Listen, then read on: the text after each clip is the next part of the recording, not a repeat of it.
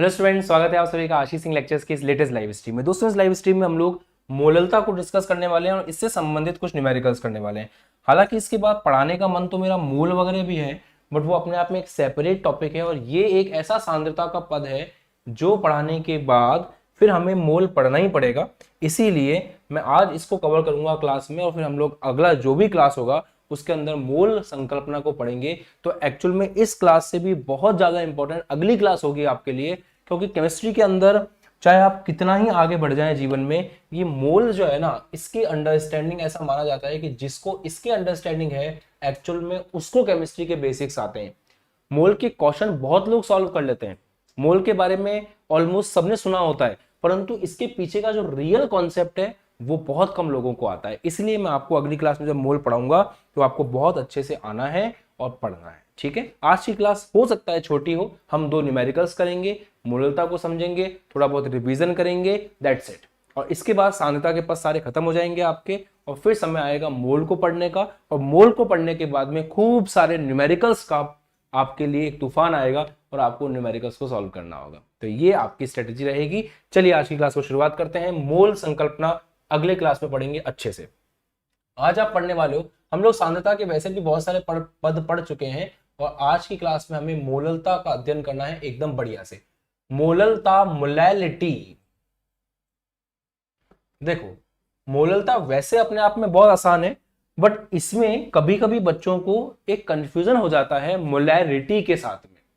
मोललता, मोलरता, जो आपने last class में पढ़ा था, न्यूमेरिकल भी किया था, दोनों में फर्क है। तो मोललता और मोलरता, इन दोनों में जो डिफरेंस है, अगर वो आपके दिमाग में एकदम क्लियर रहेगा तो गलतियां नहीं होंगी। और ये बात मान के चलें कि जब नेक्स्ट ईयर आप 12th में जाओगे और चैप्टर नंबर 2 पढ़ोगे तो चैप्टर नंबर 2 के अंदर सबसे पहले आपको यही सांद्रता के सारे पद पढ़ने हैं वापस से। द्रव्यमान प्रतिशत, आयतन प्रतिशत, द्रव्यमान आयतन प्रतिशत, मोलरता, मोललता और भी बहुत सारे आएंगे वहां पर। तो जो चीज आप अभी पढ़ रहे हो ना, जो इन्वेस्टमेंट आप अभी कर रहे हो ना, वो नेक्स्ट साल, नेक्स्ट ईयर आपके बहुत ज्यादा काम आएगा। इसलिए कहता हूं सिंसियरली पढ़ो। मोलरता को इंग्लिश में बोलते हैं मोलैरिटी। मोलरता इंग्लिश में क्या कहलाता है? मोलैरिटी कहलाता है। चलिए इन दोनों को डिफरेंशियल फॉर्मेट में स्टडी करेंगे सो दैट आप लोगों को याद रहे हाँ दोनों में फर्क क्या था। इसका पहले इसके बारे में जान लेते हैं। ये होता है एकांक विलयन के एकांक आयतन में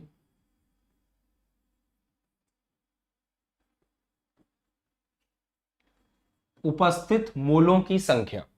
विलयन के एकांक आयतन में उपस्थित मोलों की संख्या।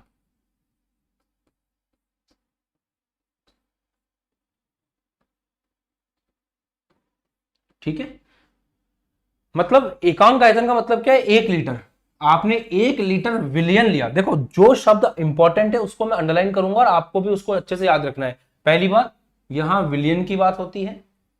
1 लीटर विलियन में उपस्थित मोलों की संख्या। और किसके मोलों की संख्या? उपस्थित विलेय के मोलों की संख्या। उपस्थित विलेय के मोलों की संख्या। तो हमेशा बच्चों याद रखें कि यहां पे बात हो रही है 1 लीटर विलियन की, और उसमें उपस्थित जितने भी विलेय के मोल हैं उसे हम लोग किस नाम से जानते हैं? मोलरता के नाम से जानते हैं। इसका जो फॉर्मूला है, कैपिटल एम से इसको प्रदर्शित करते हैं। ये होता है विलेय के मोल डिवाइड बाय विलियन का आयतन।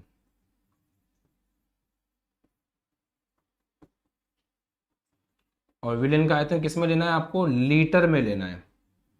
अगर आपने विलियन का आयतन लीटर में नहीं लिया, मिलीलीटर में लिया, तो 1000 से भाग लगाना पड़ेगा, फिर ऊपर 1000 जाएगा और इस तरह से चीजें बनेंगी। ठीक है, याद आ गया? इधर आते हैं। दोनों के बीच में बहुत बढ़िया से पता होना चाहिए, तभी चीजें अच्छी होती हैं। देखिए, इसकी परिभाषा को ध्यान सुनिएगा। विलायक के 1 किलोग्राम में, परिभाषाओं का तो खेल है सारा। विलायक के 1 किलोग्राम में उपस्थित विलेय के मोलों की संख्या को, उपस्थित विलेय के मोलों की संख्या को मोललता कहते हैं, संख्या को मोललता कहते हैं। ये कहानी है। तो विलायक के 1 किलोग्राम में, विलायक के 1 किलोग्राम में उपस्थित विलेय के मोलों की जो संख्या है उसको हम लोग किस नाम से जानते हैं? उसको हम लोग मोललता के नाम से जानते हैं। अब इसका मतलब क्या हुआ? इसका मतलब ये हुआ कि हमें 2 जगह फोकस करना पड़ेगा। पहली जगह, इन दोनों में डिफरेंस क्या है? तो यहां पे हम लोग बात करते हैं कि विलियन के 1 लीटर में कितने विलेय के मोल है। यहां पे विलियन नहीं है, यहां पे विलायक है। सबसे पहली बात, वहां था विलियन के 1 लीटर में उपस्थित मोलों की संख्या, यहां विलियन की जगह विलायक है और लीटर की जगह केजी है। 1 किलोग्राम के अंदर आपको देखना है। तो फॉर्मूले आप ऑटोमेटिकली खुद ही बना लोगे। जब आपने इतना अच्छे समझा है इसको, तो इसको समझने में दिक्कत होगी नहीं, फॉर्मूला ऑटोमेटिकली खुद ही बना लोगे। देखो बनाते हैं। मोललता बराबर, सिंपल सी चीज, विलेय के मोलों की संख्या, विलेय के मोल डिवाइड बाय विलायक का द्रव्यमान, विलेय के मोल बटा विलायक का द्रव्यमान। अब किस में लेंगे द्रव्यमान? द्रव्यमान लेंगे केजी में, केजी में लेंगे। और अगर ग्राम में होगा तो क्या करेंगे? ग्राम में होगा तो 1000 का भाग लगेंगे, जो ऊपर जाकर के गुणा हो जाएगा। चलिए करते हैं उस फॉर्मूले को, उस तरह से भी एक बार लिख लेते हैं। देखिए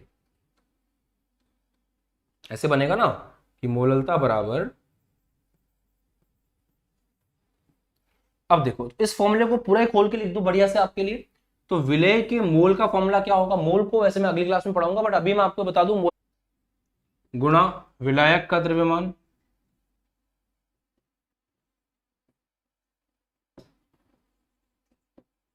विलायक का द्रव्यमान अगर ग्राम में हो तो ग्राम में होगा तो किलोग्राम में बदलने के लिए 1000 का भाग लगाओगे, वो 1000 ऊपर जाएगा तो यहाँ पे ऐसे 1000 आ जाए।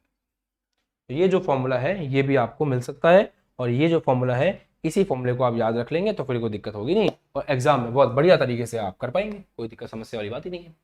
ठीक है बच्चों, तो उम्मीद करता हूं कि मोलैलिटी और मोलैरिटी का जो फर्क है वो आपको समझ में आ गया होगा। एक बहुत बड़ी बात और बता दूं मैं आपको, मोलरता के सिंबल के लिए हम कैपिटल एम का प्रयोग करते हैं और मोललता के सिंबल के लिए हम स्मॉल एम का प्रयोग करते हैं। ये बात आप बहुत खूबसूरती से याद रखें। अगर हम दोनों की इकाई की बात करें, इनका मापन क्या होता है, इनकी यूनिट की बात करें, तो होता यह है कि यहां पे मोल है और यहां पे लीटर है, तो इसकी यूनिट होती है मोल प्रति लीटर। और कभी कभी ऐसे लिखा हुआ होता है 6 कैपिटल एम, तो आपको समझ जाना है कि यहां भी वो मोलरता की तरफ ही इशारा कर रहा है, और यहां पे अगर होगा तो वो लिखा होगा 6 स्मॉल एम, इसका मतलब वो मोलरता की तरफ, मोललता की तरफ इशारा कर रहा है। दूसरी बात, इसका मात्रक क्या होगा? इसमें ऊपर मोल आ रहा है, नीचे केजी आ रहा है, तो इसका जो मात्रक है वो होगा मोल पर केजी। अब देखो एग्जाम में इंटरप्रिटेशन करना आना चाहिए। इंटरप्रिटेशन मतलब विश्लेषण करना आना चाहिए प्रश्न का। जितना अच्छे से आप प्रश्न का विश्लेषण कर पाएंगे उतना अच्छे से आप बड़े बड़े न्यूमेरिकल्स को सॉल्व कर पाएंगे। ये बात बहुत काम की है। समझते हैं इस बात को मैं क्या कहना चाह रहा हूं। जैसे मान लीजिए एग्जाम में आपको किसी ने लिख करके दिया, एक क्वेश्चन आता है एग्जाम में, मैं आपको तैयार करवा रहा हूं एग्जाम के रूप लिए, मैं आपको तैयार करवा रहा हूं प्रश्नों को हल करने के लिए। तो जब हम तैयारी करते हैं तो इतनी स्ट्रॉन्ग तैयारी होनी चाहिए कि जब प्रश्न सामने आए तो हम खड़ाक से उसको सॉल्व कर लें। देखिए कहीं आपको अगर किसी न्यूमेरिकल में ऐसे लिखा हुआ मिले 6 कैपिटल एम, इसका मतलब वो आपको ये बोलना चाह रहा है कि वहां पर जो भी विलियन है उसकी मोलरता, मोलैरिटी कितनी है? 6 है। अब इसका विश्लेषण कैसे करेंगे? 6 मोलैरिटी होने का मतलब पता है क्या है? इसका मतलब है 6 मोल, सुनना ध्यान से, इसका मतलब है 6 मोल विलेय उपस्थित है 1 लीटर विलियन में, ये इसका मतलब है। अब जो बच्चा इसका ये मतलब समझ गया वो बादशाह, और जो नहीं समझ पाया